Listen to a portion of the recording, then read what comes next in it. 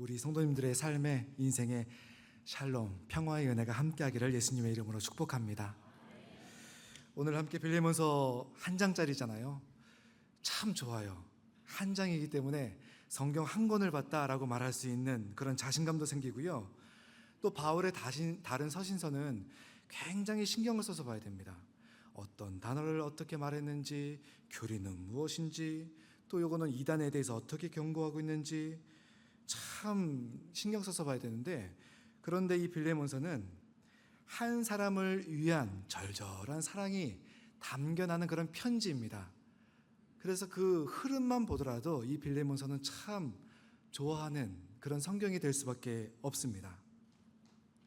여러분 다 잘 아실 거예요. 이 빌레몬서의 내용이요. 잠깐 보자면은, 짧게 보자면은, 이 빌레몬이라는 사람은 사도 바울의 전도로 예수를 믿게 된 사람입니다. 그리고 골로새 교회의 교인입니다. 덕망 있는 사람이에요. 성도들한테 굉장히 신임을 얻는 그런 사람입니다. 그리고 재정적으로 굉장히 좀 부유한 사람이었습니다. 이런 상황에서 이 빌레몬이 데리고 있던 종들이 있었는데, 그 종 중에 한 명 오네시모가 빌레몬의 재물을 훔쳐서 도망가는 사건이 벌어집니다. 하지만 이 도망친 노예인 오네시모는 로마에서 붙잡히고 로마 감옥에 갇히게 됩니다. 근데 이 당시에 로마 감옥에 사도 바울도 갇혀 있었거든요. 서로 만나게 됩니다. 근데 여기서 우리가 한 가지 좀 짚고 넘어갈 게 있습니다. 우리가 로마 감옥에 사도 바울이, 오네시모가 갇혔다라고 하면은 우리식으로 생각할 수가 있습니다. 우리가 생각하는 감옥은 어떤 감옥입니까? 자, 철창이 있어요. 협소한 공간에 여러 사람이 갇혀 있습니다. 밖으로 안으로 들락날락 할 수가 없습니다. 이게 우리가 생각하는 감옥이잖아요. 근데 이 당시에 사도 바울이 로마 감옥에 있었다라는 것은 좀 다른 의미입니다. 사도 바울이 로마 황제에게 재판을 받기 위해서 로마 감옥에 갇혔는데, 이 당시에 사도 바울이 갇힌 감옥은 그런 철창이 있는 교도소가 아니라 가택연금 그런 상황이었습니다. 어떤 한 집이 있어갖고 그곳에 들어가서 밖으로 외출을 할 수가 없는 거예요. 단 외부의 사람이 그 집에 들어가서 가택연금 당한 사도 바울을 만나고 그 다음에 다시 밖으로는 나올 수가 있습니다. 하지만 사도 바울은 밖에서 들어오는 사람은 만나되 밖에 나가서 사람을 만나지 못하는 거예요.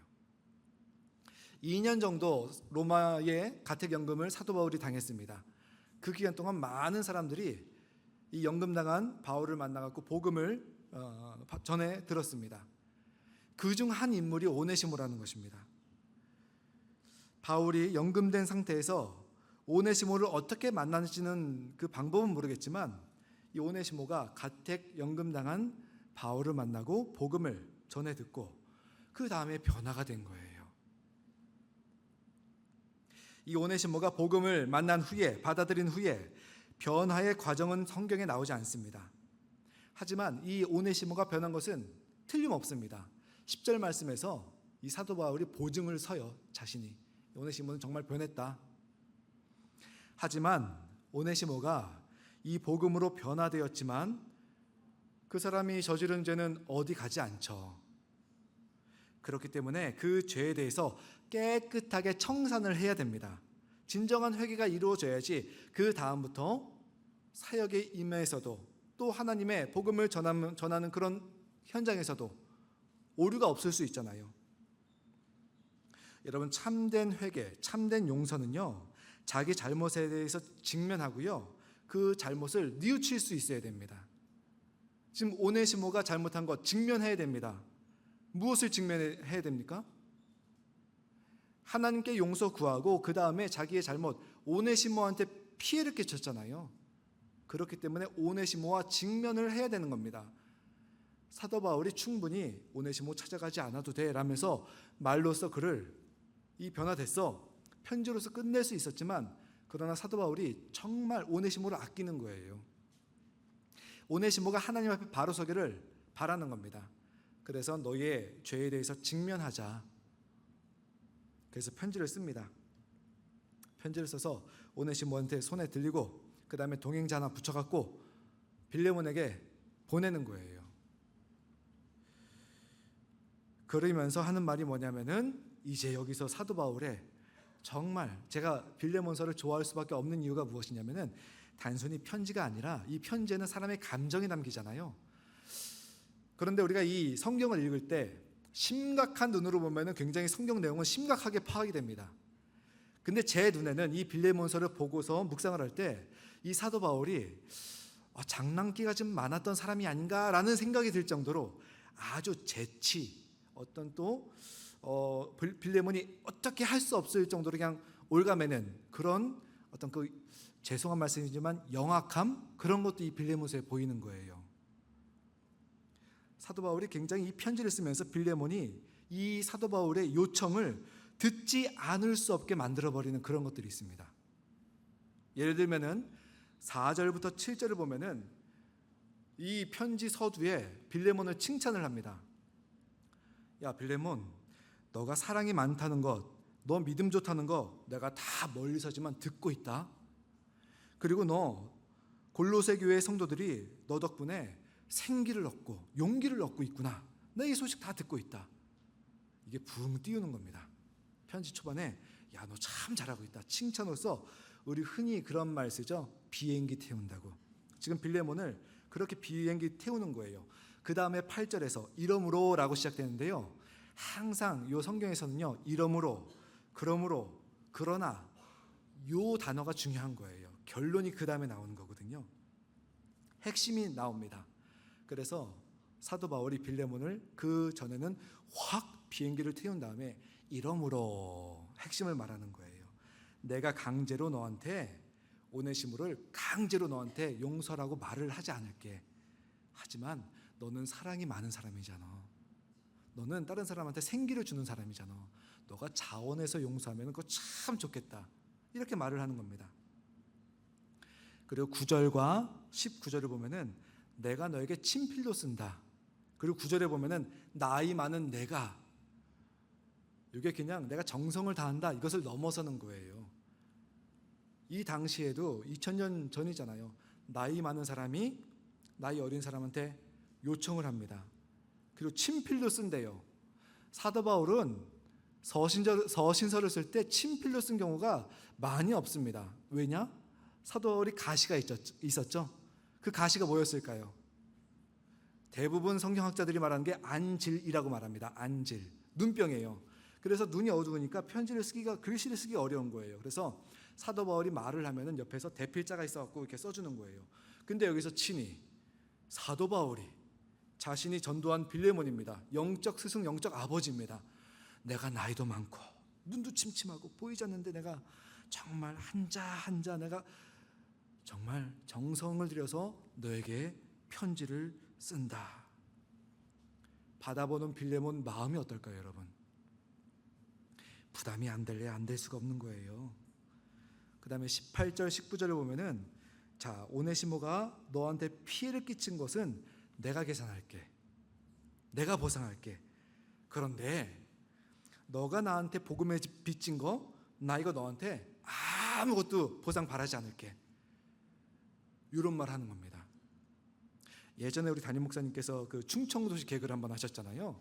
충청도식 개그에 예전에 한번 유머 1번지인가 다 아시죠? 코너 이름이 뭐였냐면은 괜찮아요라는 게 있었어요. 야 너가 나한테 뭐 많이 빚을 졌는데 많이 뭐 나한테 손을 끼쳤는데 괜찮아요 뭐 하면서 나는 너한테 아무것도 안 바랄게 하면서 상대방한테 부담을 확 주는 겁니다. 이게 그 화법이에요. 21절 나는 너가 순종할 거 정말 나는 하나님 앞에서 확신한다. 그런데 나는 내가 확신하는 것 이상으로 너가 더 잘해줄 줄 나는 그렇게 믿어. 야, 제가 이걸 묵상하면서 만약에 내가 빌레몬이었다. 그리고 나를 복음으로 전도한 영적 스승이자 영적 아버지이자 영적 대가인 사도 바울이 나이 많은 분이 눈도 침침하고 눈도 아픈데 이렇게 한자 나를 위해 기도하면서 썼다? 아우, 부담이 안 될래야 안 될 수가 없을 것 같아요. 이걸 안 들어주자니 속 좁은 사람 되는 거고요. 바울의 기대를 저버리는 사람 되는 것이고요. 더 나아가서 하나님의 뜻을 무시하는 그런 아주 나쁜 사람이 되는 겁니다. 그래서 사도 바울이 이것을, 저는 충분히 이 사도 바울이 이 상황을 충분히 기도하면서 지혜를 발휘했다고 생각을 합니다. 그래서 빌레몬이 안 들어줄러야 안 들어줄 수 없는 그런 상황을 만들어버린 것입니다. 그래서 이 빌레몬서를 그렇게 쓰면서, 이 빌레몬서를 저는 빌레몬서의 한 장이지만 쭉 찢어갖고 좀 이렇게 물에 좀 헹궈갖고 이거를 약탕기처럼 이렇게 쭉 짜는 거 있잖아요. 그러면 딱 두 단어가 나올 것 같습니다. 오늘 제목이에요. 나를 봐서. 빌레몬, 나를 봐서 이 사람을 좀 용서해 주시게, 나를 봐서 이 사람을 좀 더 지원해 주시게. 이게 바로 빌레몬서의 핵심인 것 같습니다. 자네 빌레몬, 나 어떤 사람인지 알지 않는가? 그러니 나를 봐서 용서해 주고, 나를 봐서 그를 다시 내게 보내주게. 나를 봐서. 요 나를 봐서라는 말은요, 정말 쉽지 않은 말이에요. 내 인생을 거는 말입니다. 내 이름과 내 얼굴을 거는 그런 말입니다. 내가 어떻게 살아왔는지 당신 알고 있지? 내 인생, 당신 내 인생 보고 나 신뢰할 수 있지? 이것을 전제로 하는 겁니다. 여러분, 우리가 잘 쓰는 말 그런 거 있지 않습니까? 나를 봐서 좀 이거 좀 해줘. 야, 나를 봐서 좀 참아줘라. 요거 나를 봐서 좀 넘어가자. 나를 봐서. 그 사람에 대한 신뢰와 그 사람에 대한 무게감과 그 사람에 대한 믿음이 없다면은 이거는 이루어질 수 없는 그런 말입니다. 그리고 그 사람과 나와의 관계성, 친밀도가 없는 이상 이것은 사용할 수 없는 그런 말입니다. 그래서 사도 바울이 이 빌레몬서를 쓰면서 핵심 내용, 나를 봐서 이 사람을 용서해주고, 나를 봐서 이 사람을 다시 내게 보내달라. 이건 뭐냐면은 사도 바울은 자신의 인생에 대해서 자신이 있는 거예요. 그만큼 빌레몬과의 관계성의 친밀성에 대해서 자신이 있는 겁니다. 그래서 이 편지를 짧지만 이것을 보낸 것이고요. 이 짧은 이 편지가요, 신약 성경, 그 다음에 우리가 갖고 있는 성경 66권 중에 한 권이 된 것입니다. 굉장히 우리한테 의미가 있다는 것이죠. 여러분, 한국 선교 초기 이야기 중에 그런 말이 있습니다. 사람들이 물건을 사거나 식당에 가서 음식을 먹습니다. 돈이 없어요. 그럼 어떻게 하죠? 외상을 하죠. 나중에 값을 치르겠다는 외상을 합니다. 그런데 외상을 하려면 뭔가 보증이 있어야 되잖아요. 뭔가 보증이 되는 것을 기록을 하거나 맡겨야 됩니다. 그래서 예전에 뭐 외상하는 거 이제 뭐 드라마나 뉴스 같은 데 보면은 옛날에는 신분증 보고 주민등록번호 적고 전화번호 적고 또 귀중품 같은 것도 맡기면서 외상을 그렇게 했더라고요. 그런데 이 한국, 조선이죠. 조선 선교 초기에는요, 한 무리들은 이름값 때문에 외상을 그냥 할 수가 있었습니다. 예상했다시피 외상을 하면서 저 교회 다닙니다. 나 기독교인이요. 나 예수 믿는 사람이요. 하면은 그 당시에는 외상 알겠습니다 하고 그냥 보내줬다고 하더라고요. 그만큼 교회라는 것이, 그만큼 기독교라는 것이, 그만큼 예수라는 것이, 그만큼 교회라는 것이 무게감 있는 이름이었습니다. 힘 있는 이름이었습니다. 믿음을 주는 그런 이름이었습니다. 제가 작년인가 겨울이었습니다. 왜 그것을 기억하냐면은 교회에 이제 물건을 살 게 있어갖고 저 경복궁역 있죠? 거기에 있는 문구점을 갔습니다. 근데 겨울에는 우리가 이렇게 자켓도 입고 밖에다 외투도 입잖아요. 근데 다 입고 있기가 불편하니까 자켓은 벗고 외투만 입고 있었습니다. 그 상태에서 제가 문구점에 갔던 거예요. 그래서 물건을 다 사고서 계산을 하려니 지갑이 없는 거예요. 지갑을 자켓 사다 놓고 교회에다 놓고 온 것입니다. 그래서 이거 어떡하지? 이거 빨리 써긴 써야 되는데 그래갖고 애따 모르겠다 하면서, 사장님, 제가 여기 종교교회 목사입니다. 제가 지금 핸드폰 있는데 핸드폰 맡기고 그 다음에 제가 지금 급해서 요 일을 마치고 나면은 이따가 다시 갚으러 오겠습니다. 어떻게 됐을까요? 요즘 시대에 외상 쉽지 않은 거 아시죠? 그 사장님이 그냥 갔다 오세요 그러더라고요. 갔다가 이제 핸드폰도 맡기지 않고 그냥 갔다 오세요 그러더라고요. 그래서 교회 와서 막 일을 하고 그 다음에 저녁 때 그것을 가서 계산을 한 적이 있습니다. 그러면서 생각한 것이 뭐냐면은 날 뭘 믿고 준 거지? 내가 종교교회 다닌다, 목사이다, 충분히 뭐 보증할 수 있는 증거들이 없잖아요. 여기서 한 걸음 더 나가 생각한 게 뭐냐면은, 야, 우리 종교교회가 이름이 값이 있구나. 우리 종교교회 이름값이라는 건 무슨 말이냐면은 우리 성도님들이 신앙생활을 잘했다는 거예요. 이 종교교회가 번듯이 이 사직동에 서 있지만 이 외부에 나가서 우리 종교교회를 대표하는 건 누구입니까? 우리 성도님들이에요. 우리 성도님들이 정말 잘 살고 계셨구나, 이것을 알겠더라고요. 이런 경험이 있었습니다. 그래서 오늘 말씀에서 나를 봐서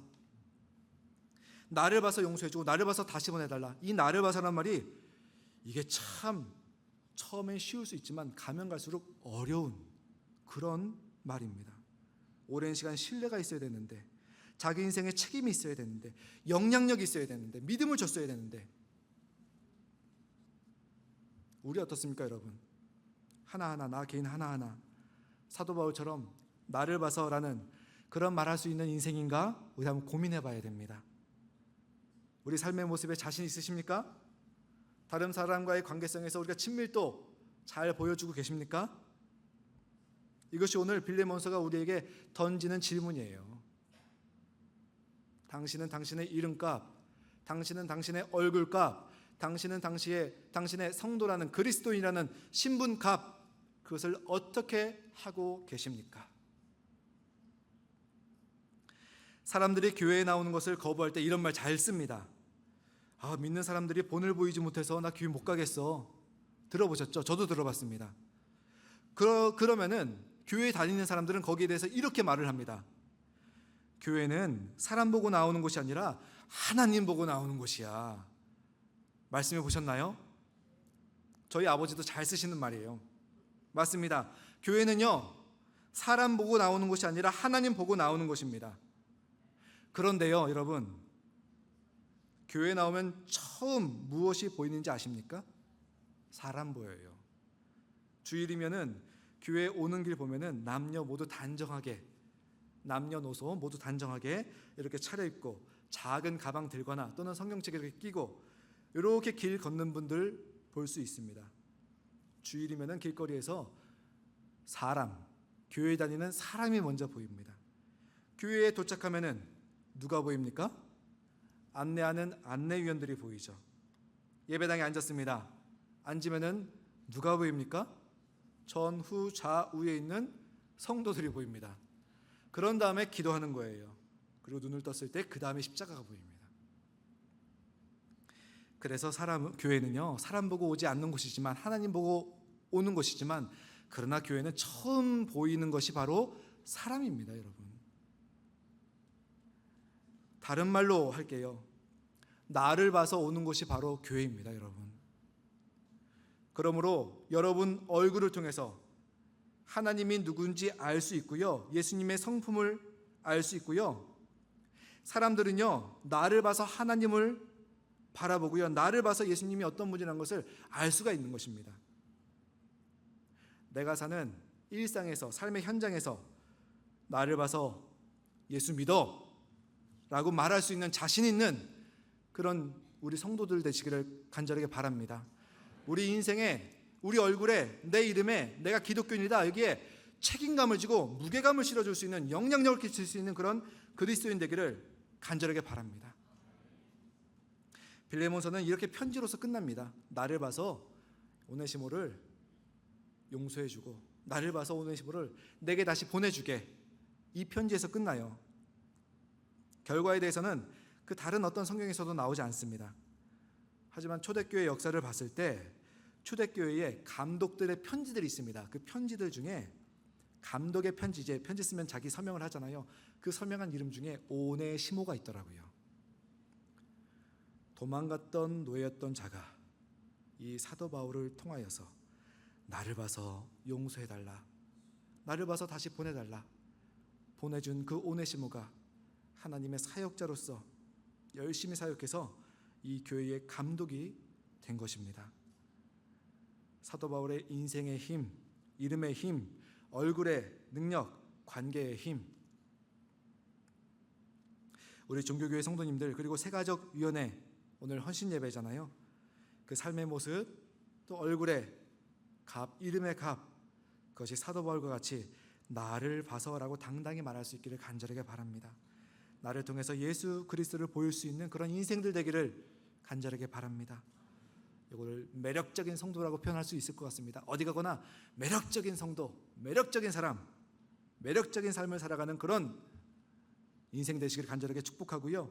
우리 신앙이 인격이 되고, 우리 신앙이 인생이 되고, 우리 신앙이 소중한 또 선한 영향력이 되기를 간절하게 축복합니다. 함께 기도하시겠습니다. 우리에게는 이름이 있습니다. 또 얼굴도 있습니다. 살아가는 인생의 시간도 있고 공간도 있습니다. 그런 시간과 공간, 우리의 얼굴, 우리의 이름을 걸고 우리는 어떻게 살아가고 있습니까? 주님, 우리의 이름값, 얼굴값, 또 인생의 그 시간에, 공간에 그 모든 것들이 나를 봐서라고 말할 수 있는 힘 있는, 능력 있는, 신뢰 있는, 영향력 있는 그리스도인 될 수 있도록 함께하여 주시옵소서. 나를 통하여서 예수 그리스도가 보여진다는 것을 우리가 알 수 있도록 함께하여 주시옵소서. 정말 교회에 있는 새 가족들을 위해서 애쓰고 수고하고 고생한 우리 새가족위원회들 주님 기억하여 주시옵고, 그 새가족위원회의 얼굴을 봐서, 그들의 인생을 봐서 정말 예수 그리스도가 살아계심을 알려줄 수 있는 신앙생활을 했다는 것을 참 기쁘게 여길 수 있는 그런 위원회로, 또한 성도로, 사역자로 붙잡아 사용하여 주시옵소서. 예수 그리스도 이름으로 기도드리옵나이다. 아멘.